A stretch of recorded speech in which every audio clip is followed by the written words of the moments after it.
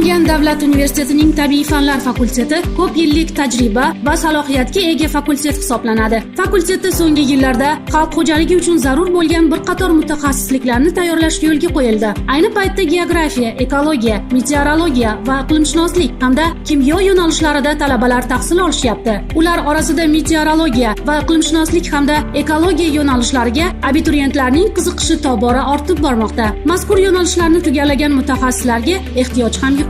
Shuni unutmangki, meteorologiya va iqlimshunoslik yo'nalishi vodiydagi oliy ta'lim muassasalari orasida faqatgina Namangan davlat universitetida mavjud. Fakultet zamonaviy asbob-uskunalar bilan jihozlangan laboratoriyalarga ega. Amaliyot jarayonlari eng muhim obyektlarda olib boriladi. Fakultet tomonidan xalqaro darajadagi qator yirik loyihalar amalga oshirib kelinmoqda. Xorijdagi ko'plab nufuzli oliy ta'lim muassasalari bilan hamkorlik aloqalari o'rnatilgan. Ilmiy tadqiqot natijalari yuqori. Bir so'z bilan aytganda, kimyo yo'nalishida farmatsevtika sohasi uchun malakali kadrlar yetkazib berilmoqda. Qolaversa, ekologiya yo'nalishida zamon talabidan kelib chiqib mutaxassislar tayyorlanmoqda. E'tiborga molik tashabbuslar, ilmiy izlanishlar ham amalga oshirilmoqda. Shunday ekan, aziz abituriyentlar, ushbu sohalarga qiziqsangiz, sizlarni Namangan davlat universitetining tabiiy fanlar fakultetida kutib qolamiz.